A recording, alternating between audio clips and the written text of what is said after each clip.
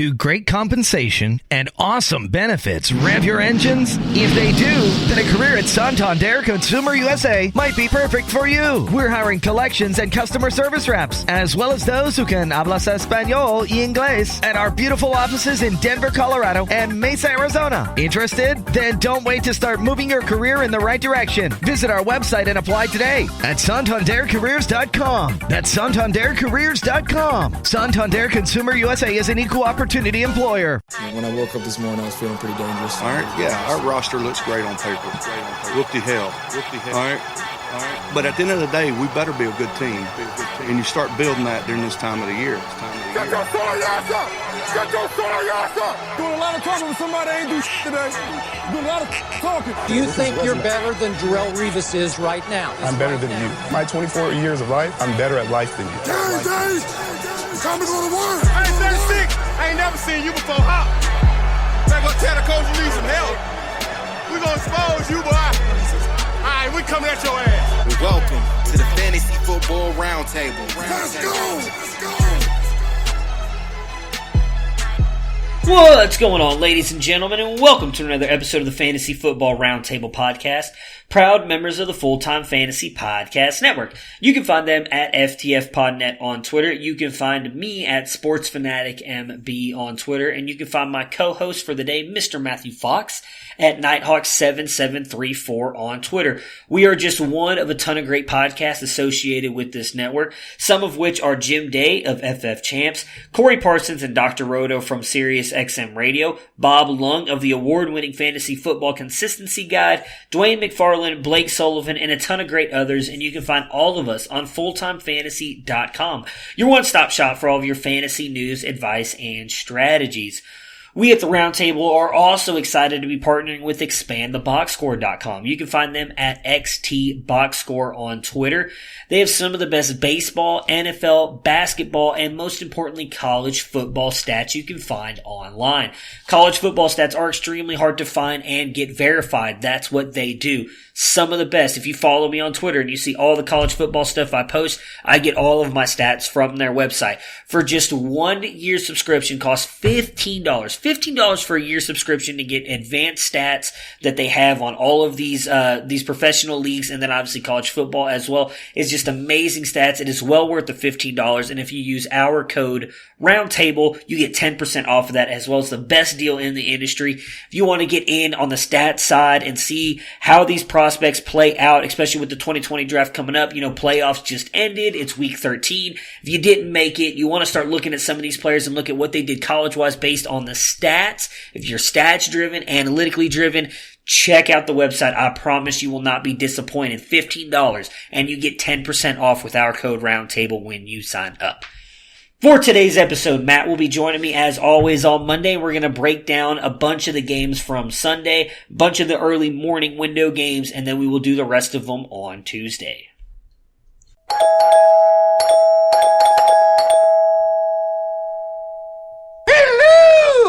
And we are back for our Monday show here to recap a bunch of the games from Week 13, the final week of the fantasy football regular season. We've got Matt with us. Matt, how you doing today? How was your weekend?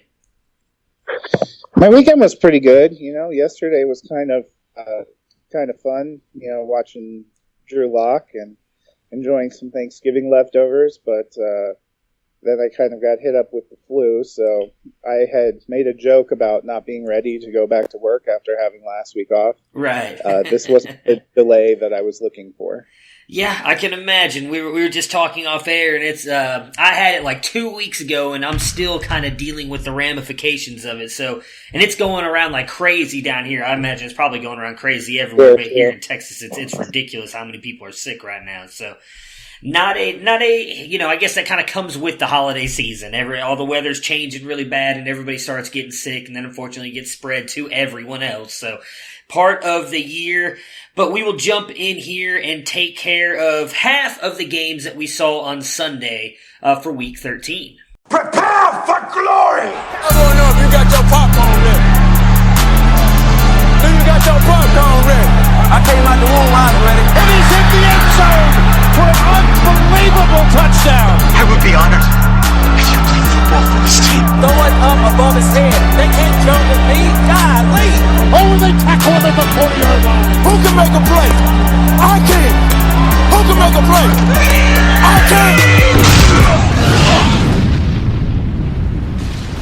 kick it off with the Green Bay Packers and the New York Giants. The Packers winning this one 31-13. Aaron Rodgers goes 21 of 33. 4 touchdowns, no interceptions, does add 24 yards on the ground to come in at QB1 on the week with 28.1 points. Jamal Williams, the best running back on the day, 41 yards on 10 carries, 26 yards on 4 catches to come in RB28 with 8.7 points. Aaron Jones struggles again, RB41 with 5.1 points in this one. Just 18 yards on 11 carries and 13 yards on 4 catches. Devontae Adams balls out. 20.4 points, 64 yards, 6 catches, and 2 touchdowns. And then Alan Lazard actually has a good game as well. Catches all 3 of his targets for 103 yards and 1 touchdown. On the Packers side, even with what Lazard did, I still do not trust him moving forward. Receiving-wise, it is just Devontae Adams. But with the running backs, are we worried now? Are you worried about Aaron Jones? It's been a couple bad weeks, and we've really seen Jamal Williams take a big step forward and be a true kind of almost split backfield here with Aaron Jones. He is still getting a lot of work and has been producing. We're moving in now to the fantasy playoffs. Next week is week 14, week 1 of the fantasy football playoffs. How scared are you of Aaron Jones or Jamal Williams if you own Aaron Jones? Pretty scared. You know, I watched a lot of game action, especially in the early window on Red Zone yesterday, so I got to see a lot of scoring drives. Aaron Jones' day would have looked a little different if his touchdown that he ran for and one that it looked like he was pretty close to being in on a screen route had not gotten called back to penalty. So kind of a little bit of unfortunate luck, I think, for him. But he is not super reliable in terms of putting up top-end scores week to week. And Jamal Williams, you know, when he's there, isn't going anywhere. I think some of the big games we saw for Jones were when Williams was out with the concussion. So, you know, he's the biggest home run threat, but he could also kill you like he did yesterday. Yeah, I think obviously through most of the season, I believe it was all the way up until about week 8 when we previewed or we talked about what had happened in the first half and who we thought might change or stay consistent in the second half. And Aaron Jones was the guy, and I'm pretty sure I've said this before, but was the guy that I thought would drop off. And he was a top 5 RB, I think, at that point in time. I think you have to lower your expectations to an RB2 now. You're right. If he would have scored, obviously, he comes in with 11 points. That's a much better day. Obviously not kind of what you've expected out of him after he was having all those big games, but still much better than 5 points. But I think you kind of have to now lower your expectations to an RB2, especially with as much as they're using Jamal Williams. On the Giants side, Daniel Jones, 20 of 37, 240 yards, 1 touchdown, and 3 interceptions to come in at QB 26 with 11.2 points. Saquon Barkley just continues to struggle. RB20, just 13 points in this one, 83 yards on 19 carries, does add 32 yards on 3 catches. Sterling Shepard has another good week here, 40 yards on 3 catches and a touchdown to come in at wide receiver 29 with 11.5 points. Darius Slayton, 44 yards on 6 catches. And then Caden Smith, tight end, comes in at tight end 10 this week with 10 points, 70 yards on 6 catches. I think with what we've seen out of Shepard the past couple weeks now, it does seem like he is finally back to being healthy after all the concussion issues that he suffered earlier in the year. I think he's good to go as a probably middle, low-end flex every single week for you. I mean, Barkley, I think you still have to play him, but we've talked about this last week, I believe, too. I'm worried about what I'm seeing out of him. I don't know if it's just the offense, how bad the offensive line has looked this year, although it really wasn't great last year and he was still performing. But he has just not looked the same to me this year at all. Even before the injury, he did not look like the same player we saw last year.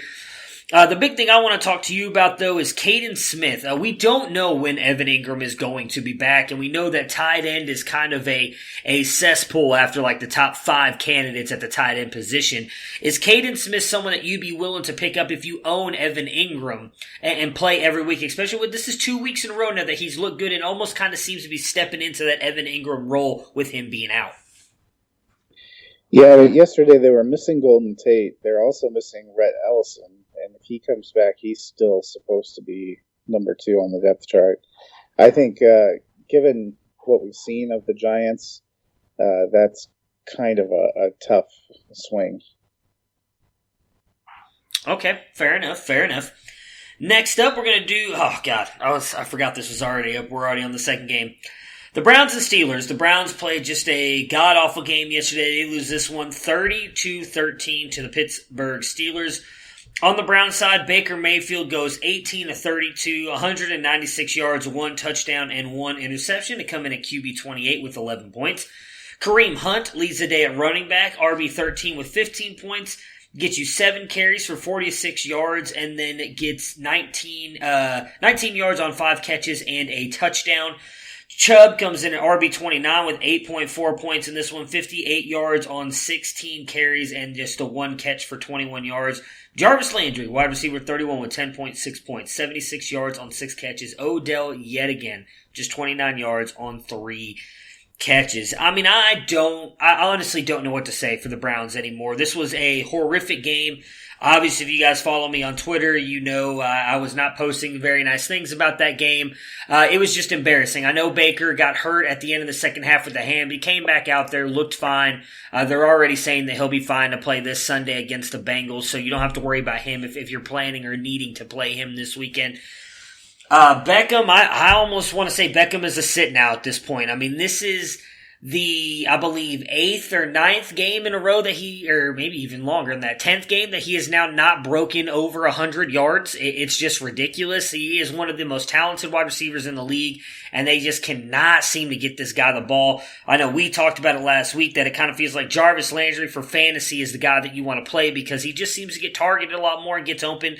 Maybe, again, that is another thing we talked about last week and just the chemistry and the relationship that those two have with those two having all of last year together as well. We'll see. My big question for you before we move on to the Steelers, how worried are you about Nick Chubb? We've seen since Hunt came back that they were both still getting, they're both getting used in the offense, and Chubb was still getting a lot of work. Now, he does out-carry him by 9 carries in this one. However, in the second half, Hunt played 65% of the snaps. Like, Hunt was out there a lot. They did a lot of shots. I don't know if you were able to watch this game. Obviously, I was watching the entire game.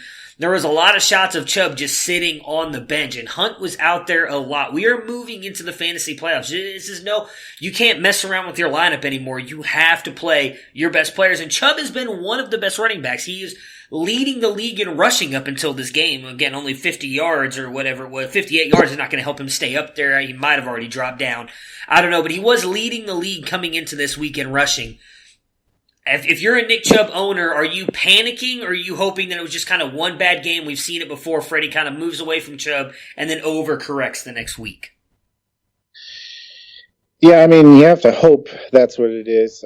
I did look up OBJ for you. The last game he had where he had 100-plus yards was October 13th against Seattle. He went for 101. Oh, okay. And he had 1 touchdown since week 2 against the Jets, and that came last week against Miami. Yeah, I remember the 1 touchdown thing. It's just because that's just embarrassing. But that's just my opinion. I'm trying to take my bias out of it because I am not only a Browns fan but a huge Odell fan. So the fact that dude has been barely over 100 yards, I think he's had 1 top 12 finish this entire year, which would have been the week. I think it was the week with Miami where he scored the touchdown. Like it's just been ridiculous. Well, the Jets, he was 10 for 161 or 6 for 161 and a touchdown. Yeah. The Miami game would have been 6 for 84 and a touchdown. He was 6 for 101 against Seattle. I think you're probably right that he's slated to be more of a wide receiver, boom bust wide receiver 3. Yeah.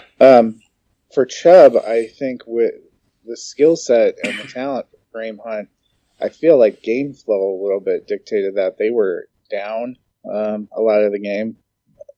Trying to come back. I know they took a lead early and then kind of fell off.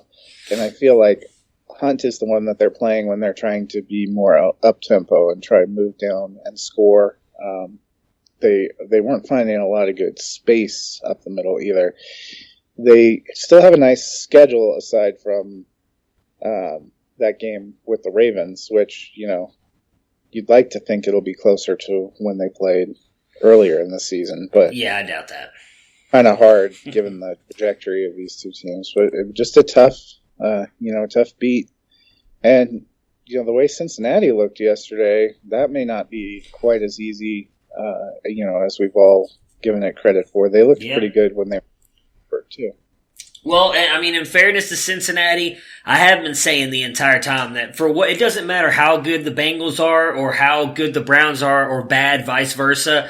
Those two teams always play each other tough. I mean, I can remember back years ago with starting, not Derek Anderson. I know Derek Anderson played for the Browns. Who am I? Brandon Weeden. We were playing Brandon Weeden as our starting quarterback, who was also just god-awful.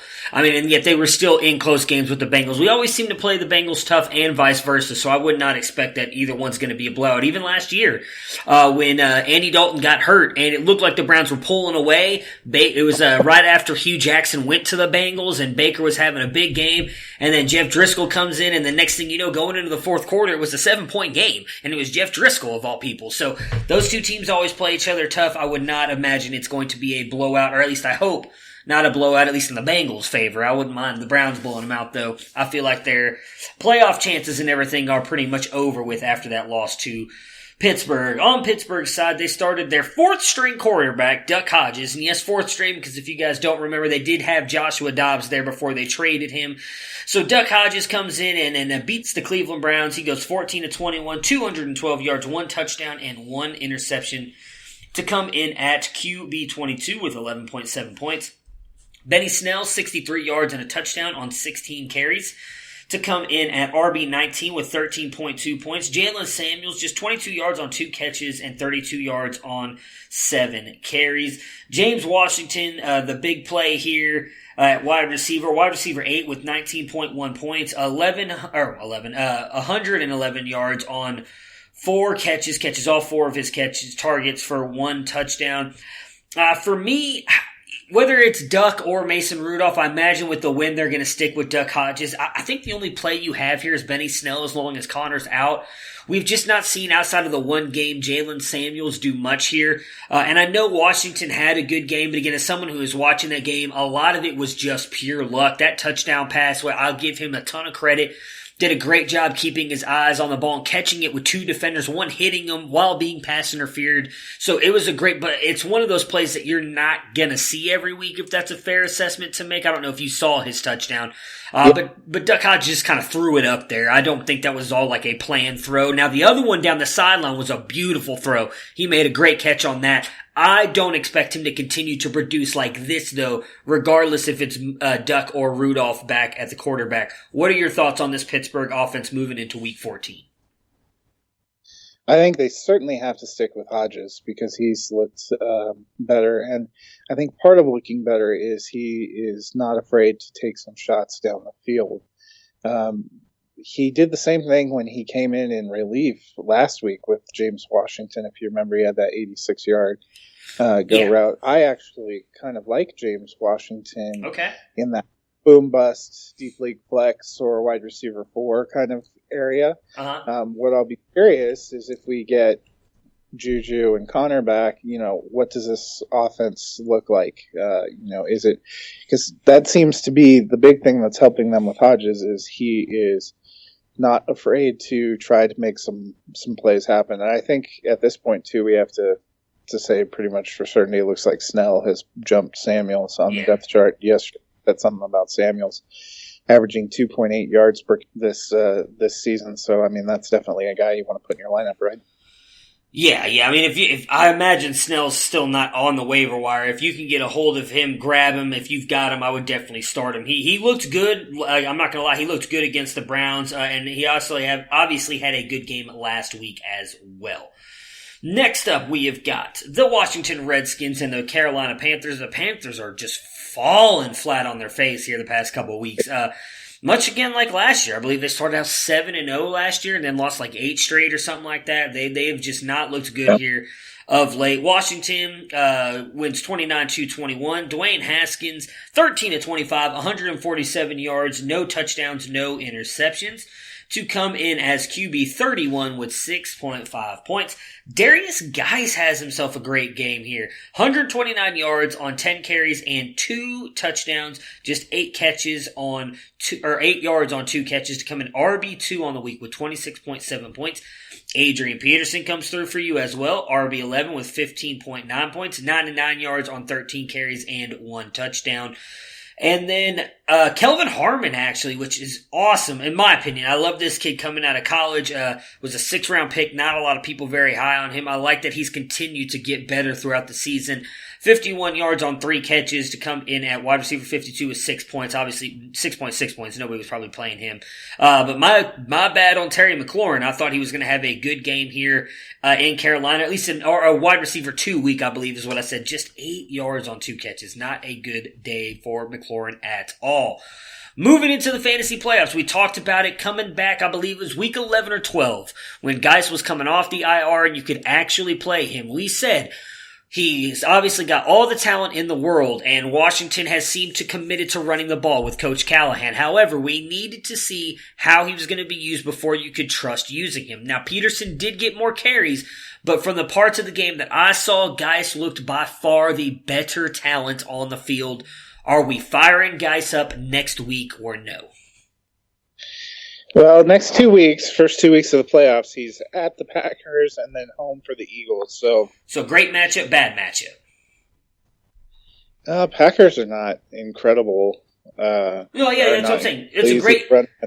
But it's hard to tell because I would have thought this would have been a bad matchup for him. The Panthers that seem to have a pretty decent defense. Yeah. They got trucked. Guice definitely looks fresh. He looks excited. He looks like he's having fun out there. He looks a whole lot better than Dwayne Haskins. The thing that would be a concern to me is he's still making most of his points on these big kind of plays, because only 10 carries is not exactly the volume, and there is no real passing volume for their team in general. I think that's the problem for McLaurin. And I mean, Haskins only threw for 147 yards yesterday. So if Guice can still bust off some big ones or get into the end zone, or if we start seeing some signs that Adrian Peterson is going to cede more work. Right now they're on a pretty even split, which is a little concerning if you're trying to rely on somebody in the playoffs. Yeah, I think if it's me, if you have to pick between the two, I'm taking Guice just based on the talent. And as you said, I think he has a better chance of breaking off the big runs than Peterson. But Peterson is really kind of getting just a few more carries than him a game.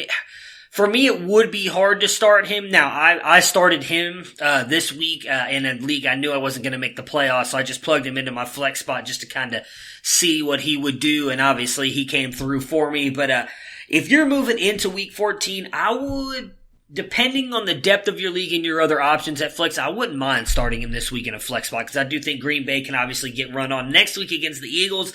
That's a little bit of a different story, or 2 weeks away from when they play the Eagles. But Green Bay, they've given up a lot on the ground, and with what I saw out of Guice yesterday, I would not be surprised if they don't start moving more and more toward him with these last couple weeks to kind of see more of what at least I hope is going to be the future running back of that franchise.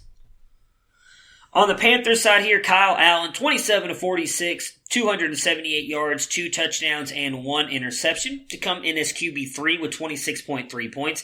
CMC, breaking news, has a subpar game in this one, which I guess it was meant to happen eventually. This is the first game I think he's finished outside the top 12. Just 44 yards on 14 carries and then 7 catches for 58 yards. DJ Moore is now a wide receiver 1 on the season, so he is balled out. I think that's very quietly as well. If you own DJ Moore, you know he's doing good, but I personally did not realize how high he is in wide receiver scoring until today. I believe he's sitting at number 10 right now, which is just ridiculous. I knew he was having a good season. I did not know it was that good. Finishes this week as wide receiver 14 with 16.2 points, 75 yards on 6 catches and a touchdown. And then, of course, on Friday, me and Dennis both said not to play Curtis Samuel because you just couldn't trust him. He was too boom bust. Well, he boomed for you this week if you played him. 1 touchdown on 4 catches and 65 yards to come in at wide receiver 17 with 14.5 points. I mean, I kind of feel like all that talk, I know we weren't saying it here on this podcast, but obviously there was a lot of other people talking about how Cam Newton's time in Carolina was over and it was going to be the Kyle Allen show moving forward. Kind of feel like they're going to smooth things over with Cam in the offseason and make sure he comes back to Carolina.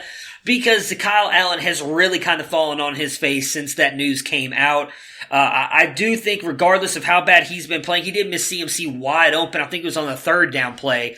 The third down play before he got the big sack that ended up costing him the rest of the game in the fourth down play. Wide open in the right side of the end zone, just standing there, which would have actually won them the game, obviously. I think moving forward, it's just more in CMC. I know Samuel had a good game here, but I personally cannot trust throwing him in my lineup. What about you? Yeah, no, I totally agree. I think a bigger question, too, for Carolina is what is this going to do to Ron Rivera? Because like you said, it's been a few seasons since Super Bowl 50. Yeah. We have not seen them be consistently competitive, and this is 2 years in a row now where they kind of came out hot, put themselves in position for the playoffs, and seem to have totally faded down the backside.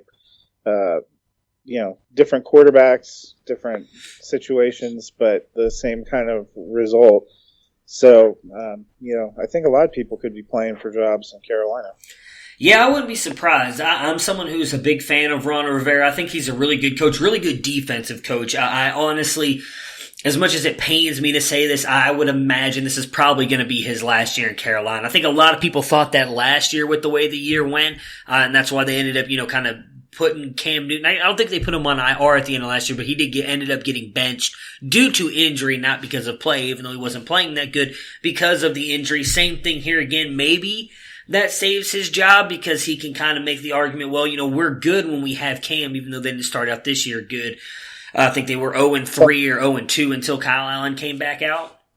Their defense just imploded yesterday, and Yeah. at home against a 2-win Washington team, playing a rookie quarterback. I mean, if that's your forte, and that's the kind of effort and performance you put up, that's going to lead to a lot more questions. Oh, yeah. Yeah, that's what I'm saying. I would imagine it's going to be very hard for him to keep his job. I could be wrong. New owner that came in last year, I believe, David Tepper, came in and bought the Carolina Panthers. So after the whole Jerry Richardson thing. So maybe I could be wrong. This is only, I guess, technically his second year with Ron Rivera, but I'd imagine with 2 bad years in a row with the way it's gone, Rivera could be out of it. Because that was another reason why they lost the 8 straight last year, is their defense really kind of fell off last year. It wasn't necessarily the offense, but it was their defense. And I remember at the end, I think it was right around this time, actually, week 13 or 14, Ron Rivera took back over play calling duties on defense. Because the defense was so bad, and yet they still ended up missing the playoffs and everything. So definitely something to watch moving forward.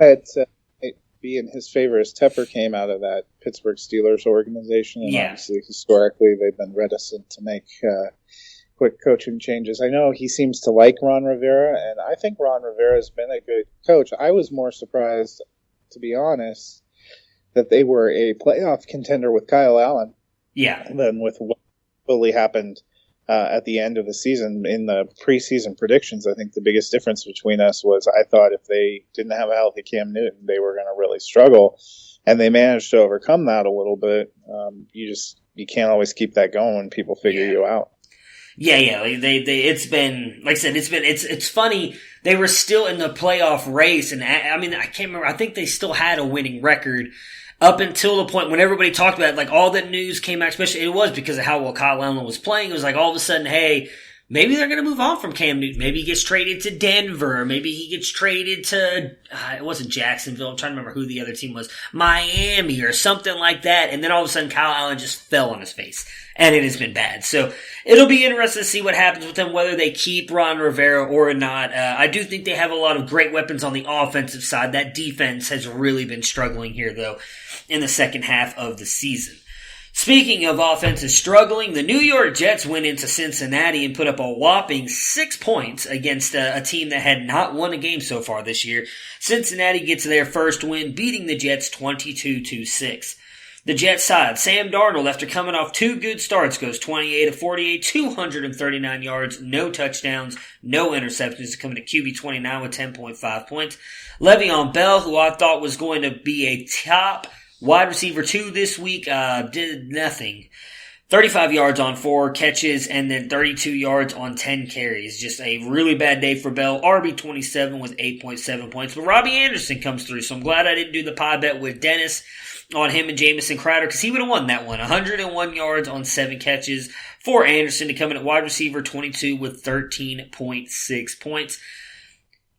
I kind of feel like Anderson, is he worth possibly starting next week? Because you go back and look at last year, and once December hit, all of a sudden Robbie Anderson turned into a superstar. Well, December hit yesterday, and guess what? Robbie Anderson's starting to look like a superstar again. Maybe he just only knows how to play football in December. Yeah, and kind of 3 weeks where he gives you some kind of return in a row. I know the first one, he only had 1 for 6, but it was for a touchdown. So if you played him, you still get 7.6 points. Can I just say, I really hate the Jets. The Jets and the Chargers have to be the 2 teams that I whiffed on the hardest preseason. And it's because I didn't realize how terrible and dysfunctional this Jets team would be, or that Phillip Rivers was dead. Yeah. Well, I don't think anybody saw the Phillip Rivers thing coming. I really feel like all of us were sitting there talking about, because it was last year that the Chargers were sitting there with the Chiefs fighting. Yeah, 12-4, best record, tied for best record in the AFC. But for the Jets, really frustrating. Le'Veon Bell, I think, is an RB4. I love him as much as anyone, but if he's not going to do it against the Bengals, when do you imagine he's going to do it? I know they play the Dolphins, but who can even tell? They lost, I'm pretty sure, to the Dolphins the first time they played, so I don't hold out a ton of hope there. It was weird because for 3 weeks it seemed like it was Crowder and Griffin and Demaryius Thomas were the only guys that Sam Darnold had eyes for, and now the last 2 weeks he seems to only have eyes for Robbie Anderson. I don't know if it's matchups, if they're just getting back into a groove, but I think it's going to continue to be a little frustrating. Anderson certainly has probably the most boom for sure capability, but I don't know what about seeing the Jets this season would make you feel excited in any way to have to rely on any of them in the playoffs. I mean, it's a real bummer. We waited a whole year, a lot of us in Dynasty, to get Bell back. Yeah. And we're still waiting. Yeah, that is true. And I mean, I would say some of it on the Chargers thing, I was saying we all kind of bought into that. I mean, I'm pretty sure I picked them to win that division because I thought the Chiefs' defense was going to be just as bad this year as it was last year, and Patrick Mahomes regressed just enough that the Chargers would end up taking that leap forward. I couldn't even tell you what's going on with that. I don't think anybody could have predicted I almost called him Peyton Manning, but Phillip Rivers having a Peyton Manning-like fall off there, like just falling off a cliff. Like, he was not bad last year, but he was good. He wasn't great. He was a very good quarterback. He was putting up numbers, and he's just falling off a cliff this year. On the Jets side, the one thing I will say is I really want to know how much the mono thing played into it, because once he came back, he did start to look good again, and then obviously had a clunker here against Cincinnati, but everybody has a bad game every once in a while, so I really wonder how much different this team would look had Sam Darnold not gotten the mono and they played, and he had played out, because I would almost say they'd have at least a couple more wins. I think they easily would have beaten the Browns back in week 2 or 3, whatever that was, if he doesn't get the mono. There's probably a couple other games in there they win, so I think that part plays a little bit into it, but I'm with you. If I'm a Bell owner, I don't own Bell in any leagues, but I would be seriously worried about what I'm seeing out of him so far this season, because everybody was expecting, all right, a year off, coming back into an offense that's supposed to be high-powered with Darnold, this offensive line. You got Adam Gase as your coach, and he has really just not done much of anything. Well, and the Jets, the Bills are having the season I thought the Jets were going to have. I had correctly projected preseason that I thought there was going to be one of those young teams in the AFC East that was going to climb the ladder and be a playoff contender. It's just definitely Buffalo. The thing that's confounding and frustrating, I guess, for me the most with the Jets is they win games like with the Cowboys coming into New York and just blowing them out, and then they lose games that should be an easy layup, like in Cincinnati. So that's where it's been, a struggle. Well, I think some of that, and I don't think this is unfair to say, I think that falls on the head coach. I really do. And I was not someone who thought Adam Gase would be a good hire here. I didn't understand when they made it to begin with. Nothing against Adam Gase. I think he's a very good offensive mind. But a lot of people like to talk about him being the offensive, guru or quarterback guru. And I know we've had this conversation before. But you go back and look at some of the quarterbacks that he's had when he was having these great years, and outside of one with Tim Tebow, it's been like Hall of Fame quarterback. So for me, I don't think he's quite as great as other people make him out to be. I didn't think it was a good hire, and that's why I say the same thing about Freddie Kitchens. He doesn't get the Browns ready to go, in my opinion. It's a head coaching thing. I would say the same thing here for Gase. You get your team up for a game like the Cowboys. You have to do the same thing in a game against the Bengals. It may not mean a big deal, but you have to make it seem like a big deal because what happened to them is embarrassing. Well, and based on what we're seeing with Ryan Tannehill, who we'll talk about in a minute, what he's done in Tennessee with the good head coach and Mike Vrabel,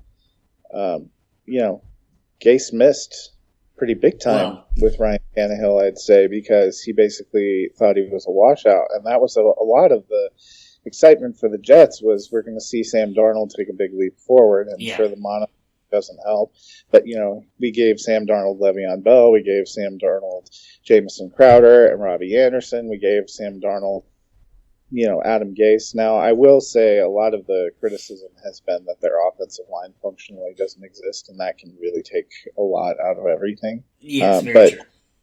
Gase has not delivered on the promise.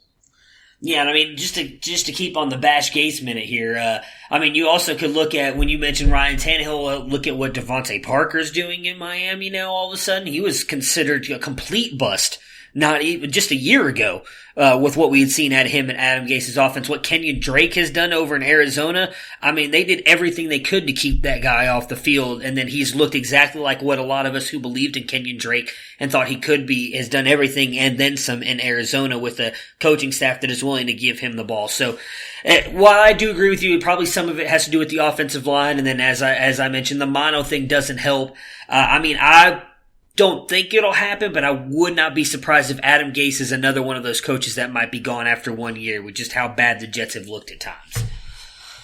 On Cincinnati's side here, they have a rookie head coach who gets his first win, got a little bit of a Gatorade bath there. Probably sucked for him to have to wait all the way to week 13, but to get a win, at least you're not going 0-16, which is what I was hoping for Cincinnati. I think we actually talked about it last week when the Dalton news came out. I said it's perfect timing because they need to get that one win to not go 0-16, and they got it. Andy Dalton goes 22-37, 243 yards and a touchdown to come in at QB 20 with 13.3 points. Joe Mixon, RB 14 with 15 points, 44 yards on 19 carries and a touchdown, adds 26 yards on 4 catches. And then Tyler Boyd comes in at wide receiver 18 with 14.4 points, 59 yards, 1 touchdown on 5 catches. Auden Tate, 66 yards on 4 catches as well. With Dalton being back, I honestly think you can play Boyd and Mixon now with a lot more comfort or a lot more trust. I think both those, Boyd has been good here and there with Finley. But with Dalton, he's always seemed to have those wide receiver 2 games, and I firmly think he's a really good wide receiver 2. I think you can plug him in your lineup every week. Joe Mixon, I think, is back to being a fairly good running back again. He's not going to be that wide receiver 1 you took him at in your drafts, but he does seem to be finishing as a high-end RB2 most weeks now here lately. And then Auden Tate, he looks good. He obviously had a little bit of the health scare. I think it was 2 weeks ago now. But I think he's looked really good as well. It will look good with Finley and with Dalton. I think he's a very good low-end flex play, especially in deeper leagues. What do you think about this Cincinnati offense now moving back to the Red Rifle? I think you're right. We like all the weapons a little bit better. You have a little more excitement for them with Dalton. And for Dalton, he has a lot of encouragement to play well. He's auditioning for other teams as well. It seems pretty clear that the Bengals are going to take a new quarterback. Finley, obviously not the answer. Andy Dalton, you have to feel, was not their long-term answer. That's part of the reason they went and looked at Finley. They're still on track to have the number 1 pick, although ironically the 3 worst record teams in the NFL all pulled off victories yesterday. Yeah. So much for tanking. But Andy's trying to audition for them. I think the biggest question for Tate and Boyd is A.J. Green. A.J. Green, it seemed like a few weeks ago when Ryan Finley was his quarterback, there was no chance he was coming back this season. And It's amazing how just seeing that little redheaded guy out there made AJ Green more optimistic about his ankle. Yeah. And his prospects. So if he comes back, he and Dalton have had chemistry for so many years. I know he hasn't played in a long time, but you have to figure Dalton's going to look that way. He's going to try to get him the ball. And Green could be playing and auditioning. He could want to come back to audition for another team, too. I think there's a lot of uncertainty, aside from Mixon, who's still got a few years on that rookie deal, somebody that they're gonna keep and build around. They're probably happy with Boyd and Tate as potential guys they can build around. Alex Erickson has shown some things at times this season. I think it could be the old guard guys, Andy Dalton and AJ Green, who are looking at other places to play next year, and that can give them some encouragement to try to get something done. Yeah, I mean, I would just as an outside observer here, I would be perfectly fine running into next season with Auden Tate and Tyler Boyd as your wide receivers. They've looked good. Erickson has looked good at times. And personally, someone who thinks AJ Green, one of the classiest guys in the league, I would love if they did let him go and let him kind of decide if he wants to go somewhere else. I'm not saying he wants to leave Cincinnati, but give him a shot to possibly end up on a contender, because he is one of the best wide receivers in the league, and we've just unfortunately kind of seen him stuck in Cincinnati for a very long time. I'd love to see him get a shot somewhere else if that is what he wants. Yeah, the only thing that'll suck is seeing 43-year-old Tom Brady out there with AJ Green next year. Yeah, but I mean, at least he'll have somewhat of a chance to get a Super Bowl ring, right? So, his fantasy value will suck, but maybe he gets that ring, and that's all that matters. At least for them, not for us. Next up, we've got the Titans and the Colts. The Titans continuing their bid to possibly make the playoffs again this year. 31-17 win over the Colts. Ryan Tannehill, 17-22, 182 yards and 2 touchdowns to come in as QB, my goodness, I just lost it here. QB 16 with 15.8 points. Derrick Henry continues to dominate. RB3 with 23.10 points. 149 yards and a touchdown on 26 carries. Added 17 yards in the receiving game. And then Khalif Raymond is the best wide receiver, mostly because of the touchdown. Just gets the one catch on the one target for 40 yards and a touchdown. To come in at wide receiver 32 with 10.5 points. A.J. Brown, 45 yards on 3 catches. I really think as good as this Tennessee Titan team is NFL-wise, the only player you're playing from here on out is Derrick Henry. Do you agree with that? Yeah, I mean, I'd still look at Tannehill and Superflex. Yeah, I agree with you on that, He has been pretty careful with the ball, and he's been a decent threat to run. He didn't have a lot of run yesterday. But, considering the state of some of our Superflex quarterback options, he's not a bad one. Yeah, it's going to be very interesting conversations in the offseason and what we think might happen with Tannehill, because I think with what he's done this year, and if you really go back and look at his years in Miami when he was healthy, he played a lot like this on these Miami teams. I think a lot of people forget that Miami made the playoffs, and they were a playoff team because of what he did until he got injured. He's been a very good quarterback. Obviously not, he's not an elite level quarterback, but I think he falls in that good level quarterback. When he is healthy, he might, if he doesn't stay in Tennessee, might be earning his way toward a decent contract with somebody. Wouldn't it be hilarious if he ends up going back to Miami after Adam Gase and all? Well, no, Brian Flores. It was Brian Flores in that group that traded him, right? It wasn't Adam Gase. Yeah, I don't see him going back there. I think Tennessee makes a lot of sense for a lot of reasons. They played well enough that they're not going to get a top-tier quarterback. Yeah. And while Ryan Tannehill will get a nice little payday, I don't think he's going to be on quite that elite pay level. And he's a guy that seems to fit their system. Now, the only bummer about that for us is, well, he's been a great NFL quarterback. We have not gotten consistent sustainment of any of these wide receiving weapons. Yeah. A real bummer. I mean, I didn't even know what you're doing with Corey Davis in Dynasty. Nothing. Putting them on your bench and hoping they somehow Tua falls to them with the injury. That would be my only guess.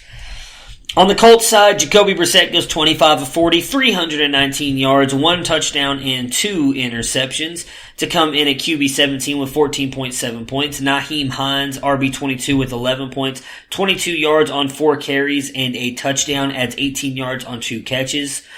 Zach Pascal, wide receiver 19 with 14.4 points, 109 yards on 7 catches. And then Jack Doyle, 73 yards on 6 catches and a touchdown. Tight end 3 with 16.3 points.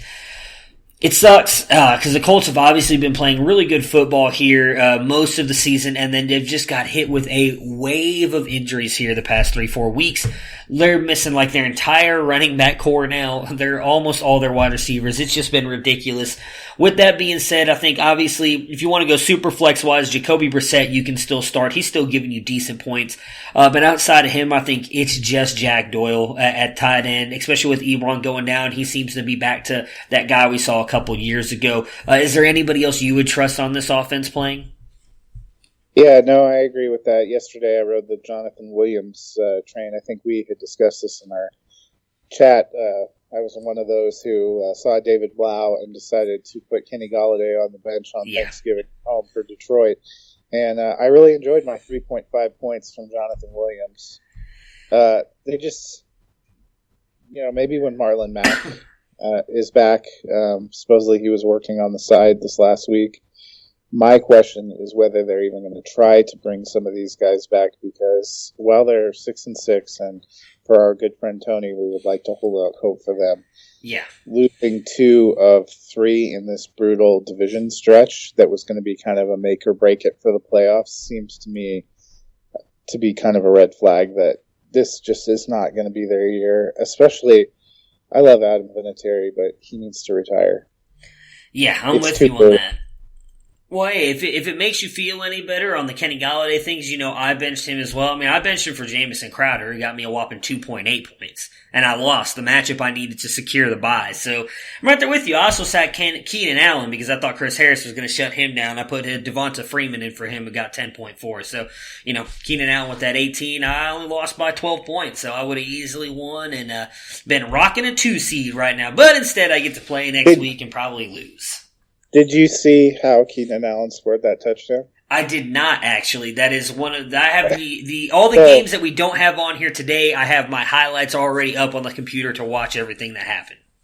It appeared that Chris Harris Jr. was having so much fun trash talking Phillip Rivers that he didn't realize that they had gone to man and off of a zone and not on zone. And he was the only player in the secondary that backed out and played a zone covering his corner. Yeah, nice. Well, Allen was his man and went across the formation. That's at least that's what it looked like in both live time and in the replay. And they made a couple of comments about that. Fortunately, it didn't end up costing him a game, but I was sitting there like, yeah, that's about right. The best. So, yeah, especially if you had fantasy interest. Yeah, if that would have ended up costing him the game, I imagine that would have been all over the radio and everything today. But the Broncos did end up winning it.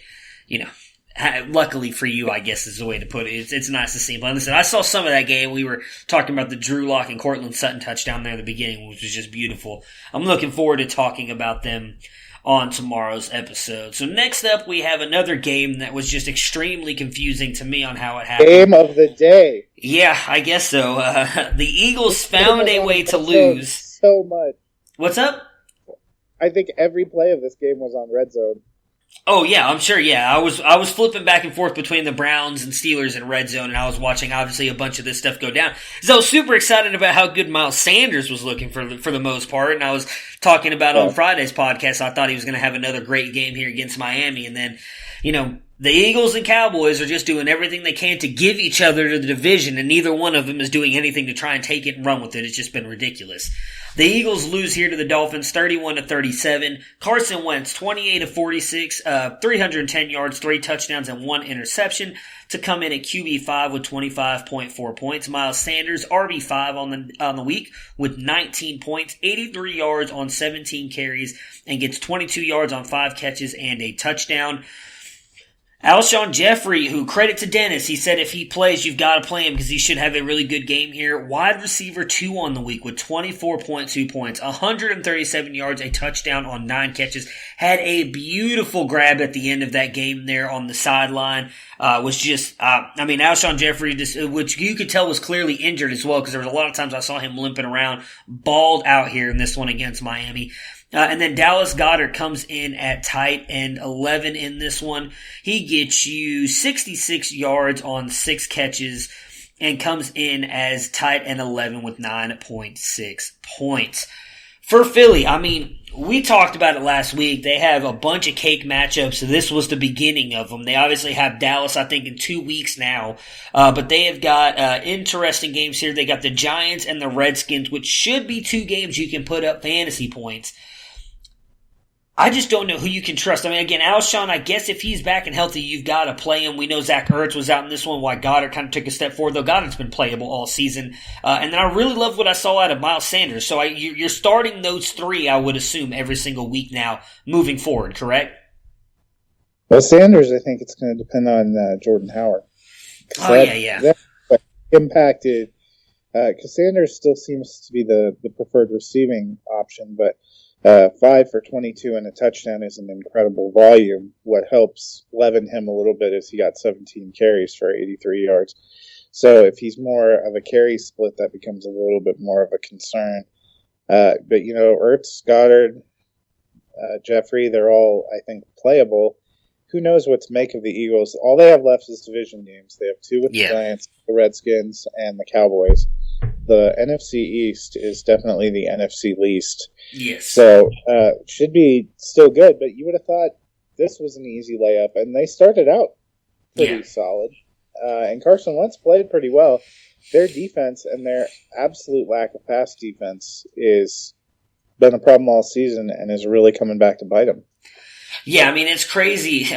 When you go through and look at the NFC divisions and the way some of these teams are, and then you go in and look at the NFC East, and technically now Philly has the inside track. They control their own destiny. If they win out, they win the division. It doesn't matter what the Cowboys do now because they will get the chance to play the Cowboys, and they have a better I think it's in-conference record than the Cowboys. So if the Philadelphia Eagles win out, meaning they have to beat the Cowboys obviously in 2 weeks, they would actually end up winning the NFC East, and they're sitting at 5-7 right now. Not even a chance of making the wild card. There's literally no shot that they make a wild card or get a wild card spot, yet they can still win their division. It's just ridiculous. And host a playoff game. Yeah, that's the even worse part. Could you imagine? Obviously, we have Minnesota and Seattle going tonight. Say Seattle wins, and then if the playoffs were to and Philly ends up winning, could you imagine that Philly is going to end up hosting the San Francisco 49ers, who could end up being like 12-3 or whatever it is, 12-4? Like, it's going to be ridiculous that one of those teams, the Seahawks or the Vikings, or I mean both of them, or for the 49ers or the Packers, because those seem to be the 4 that are fighting. Yeah, that's what happened in the AFC last year. The Chargers, who we're talking about, were 12-4, tied for best record in the AFC, but they unfortunately were tied with the Chiefs and lost the tiebreaker. So they ended up a 5th seed traveling to Baltimore, who kind of rallied with a late run.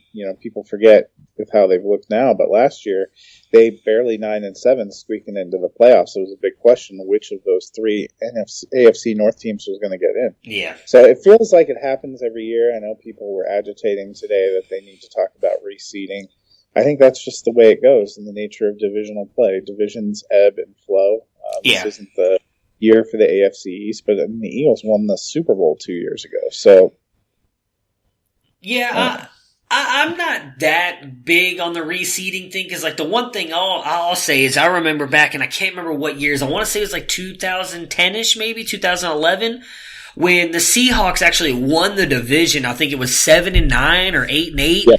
And they hosted the New Orleans Saints, and that was when you had the Beastquake. Like, you had one of the best playoff runs of all time. And that was a team that if you reseeded, they obviously want to see. I mean, I remember, you still can look at it this day. I believe it like set off a Richter scale or something like that, they said, because of how loud the stadium got during that run. So, it is what it is. I don't even think it happens every year. It's probably like an every other year thing. And even if the Eagles make it in, they're likely going to be like 8-8, or they'll have to be 9-7 because they have to win out. I believe was the stat. They have to win out. So you're looking at either they're going to be 6-6. You could have 2 8-8 teams, and if they beat the Cowboys, they could probably still get in. Yeah. I cannot believe this division. Yeah, I mean, it's hilarious to think that when we talked about this in the offseason, I mean, we knew this division was going to be bad, especially with the Giants. And I was higher on the Redskins. Obviously, that did not work out the way I thought it was going to be. I thought they were going to be closer to like a 500 team. But we all had the Cowboys and the Eagles, and we all talked about it was going to be these two fighting, but we all talked about them both having like 9 or 10 wins. And they're not even, I mean, obviously they're going to come close to the 9 wins part, but it just doesn't look like they're going to be that dominant. So, Somebody has insane. to get hot down the stretch. That's basically what's going to happen. You know, it's so crazy. The 3-9 Redskins have not been eliminated from the playoffs. Yeah. I don't believe, because they're in that division. Yep. Yeah, they could technically, I believe they have to win out. Obviously, they need some other help as well, but if they won out and then got some help, they could obviously make the playoffs as well. It's crazy. It's crazy how bad that division is. I keep wondering why the Browns can't be in the NFC East right now, because they still have a shot. The Dolphins, they continue to win games, and I mean, maybe they bring Ryan Fitzpatrick back again next year because they're not going to be able to draft a quarterback that high in the draft now. Well, I guess technically they could. They're only 3-9, but Ryan Fitzpatrick, 27 of 39, 365 yards, 3 touchdowns, and 1 interception to come in as QB2 with 27.8 points. Patrick Laird here comes in at running back with Kalen Ballage getting hurt. 5 yards on 10 carries and 1 touchdown, gets 43 yards on 4 catches to come in as a running back 15 with 14.8 points. Devontae Parker, wide receiver 1 with 31.4 points in this one, 159 yards, 2 touchdowns, and 7 catches. And then Mike Gesicki, 79 yards on 5 catches and 1 touchdown, tight end 2 with 16.4 points. I gotta give it to you and Dennis. You guys have been kept saying that you need to play guys like Gesicki because they kind of fall in that second tier of tight end.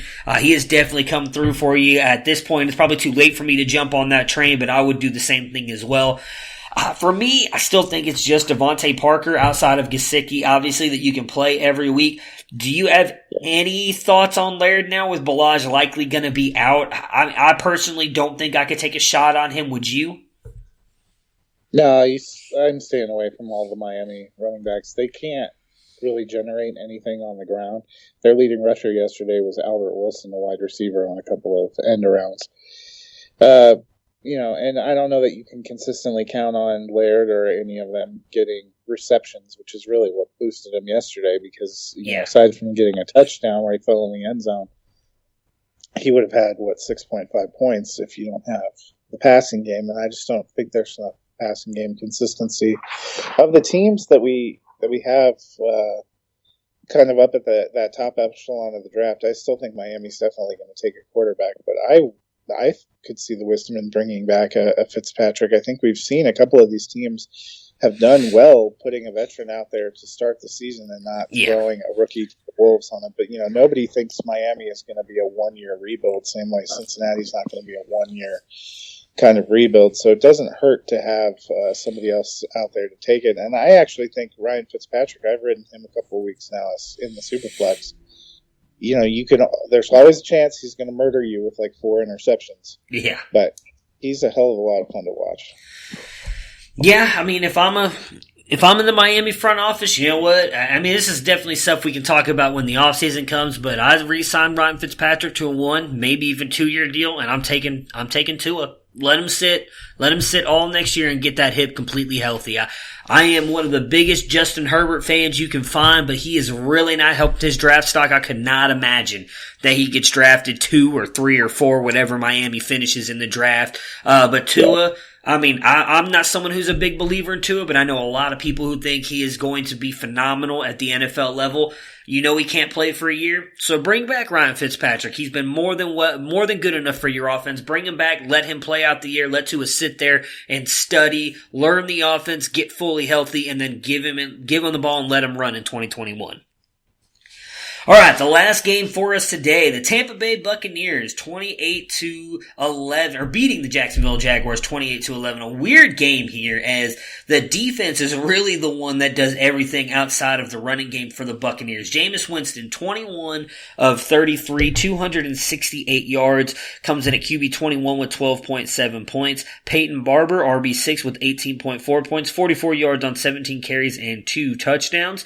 And then Brashad Perriman is the best wide receiver on the day with 87 yards on 5 catches to come in at wide receiver 30 with 11.2 points. O.J. Howard has a big day, 61 yards on 5 catches, but then Mike Evans and Chris Godwin. Evans gets 11 targets, only catches 4 passes for 53 yards. Godwin, 6 targets, catches 4 of them for 50 yards. I don't even want to talk about Ronald Jones. I feel like I'm finally done with him. I'm getting off that train. I'm going to stop at the bus stop. I'm going to wait for my next guy because, my God, that was a disappointing performance. Just 8 yards on 6 carries does absolutely nothing in the receiving game. It might finally be time to unhook my hitch here. I'm sorry? According to Arians, he got pulled. He missed a blitz pickup, and that was it.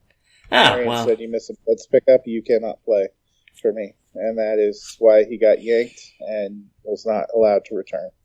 Which, if that's the kind of leash that he's on as the number 1 running back, he's not reliable for fantasy playoffs. Yeah, I agree with you. I can't wait to hear what Dennis has to say about him on Friday's show because we were talking about how he had to rely on him this week for a crucial matchup, and I was like, he's going to get at least 13 points. I can feel it, and I fell a little bit short of that. Just a little bit short, so. He got at least 13 yards, right? Oh, wait, maybe. No, he didn't. No, just 8. He fell a little bit short of that 13 yards, too. That's what I'm going to tell Dennis I meant, so I was at least a little bit closer on that statement. But with that being said here, I mean, you obviously have to trust Evans and Godwin. You can't bench him, even though Evans, in my opinion, has been 10 times more frustrating than Godwin. You can't bench him because they can go off any single week. Outside of those two, though, are you trusting Perriman and whatever with Perriman? We know we're not playing him, but Barber, since it looks like he's probably going to go back into the running back 1 spot now, are you trusting him? You trusting Howard after a big game this week?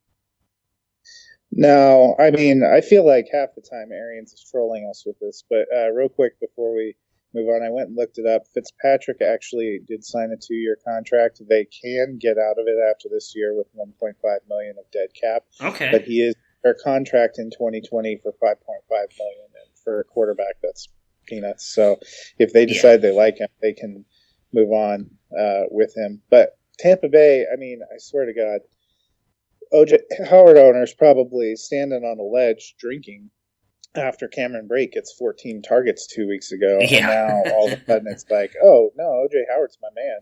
So is Rashad Perriman. You have to start Evans and Godwin. The Buccaneers are quickly joining a list of teams that are just depressing to think about. This isn't quite as bad as the Jets, but in terms of never knowing what you're going to get, it's just about as frustrating, especially going into these crucial matchups. Because if you get a 336 from Mike Evans or like a 240 from Chris Godwin, that's going to tank a playoff game for you. Yeah, unfortunately, that's kind of the worst part about it is at this point, they're just so talented, you can't bench them, but in the back of your head, when you play them, like, hey, could this be the week that they do the same thing and only get 4 catches for 50 yards and cost me my matchup? Speaking of costing people their matchups, Nick Foles gets benched in this one after losing 2 fumbles and throwing an interception. Goes just 7 of 14 for 93 yards before he gets pulled for Minshew Mania. He goes back in 16 of 27, 147 yards, 1 touchdown, and 1 interception. Minshew comes in as QB 23 with 11.7 points. Foles QB 32 with 3 points. Leonard Fournette we thought would struggle in this game. Tampa Bay still the number 1 defense against the run.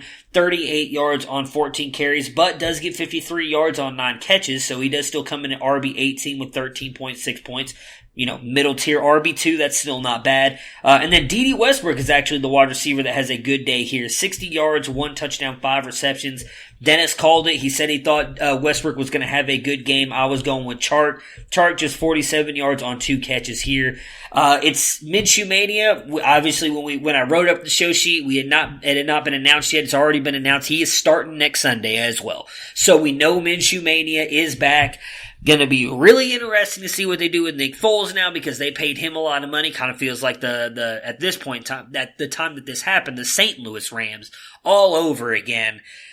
What are we doing, though, with these running backs, the wide receivers? Because you're starting Leonard Fournette. Even when he's going up in a tough matchup, he's still coming through for you because of how much he's doing in the receiving game as well. But Dede and Chark, are you just playing both of them every week? Obviously, really, Chark has only had 2 bad games over the entire season, so I can't imagine you're benching him after a 2-catch outing. No, and I think you're playing both depending on the options and stuff that you have. With Minshew coming back in, he seemed to really have more of a connection with Shark. We didn't see that yesterday.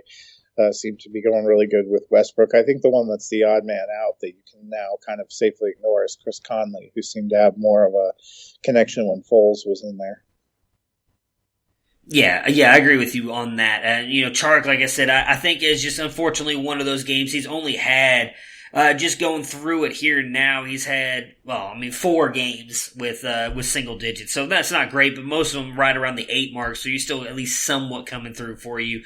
We'll see what happens, but I think Minshew coming back is just going to continue to help him. Needed him to have a better game because I needed him to continue to push Amari Cooper down that board, but that did not happen for me. So that does it for us today. We will be back tomorrow to break down the rest of the games and the Monday Night Football game that's on tonight. That should be a good one between the Minnesota Vikings and the Seattle Seahawks. Matt, as always, thank you for joining me. I hope you get better and have a great night, and I'll talk to you tomorrow. Yep, talk to you soon. Prepare for glory! I don't know if you got your popcorn ready. Do you got your popcorn ready? I came out the womb, I was ready. And he's hit the end zone for an unbelievable touchdown. I would be honored if you played football for this team. Throw it up above his head. They can't jump with me. Golly. Oh, they tackle him at the 40-yard line. Who can make a play? I can. Who can make a play? I can.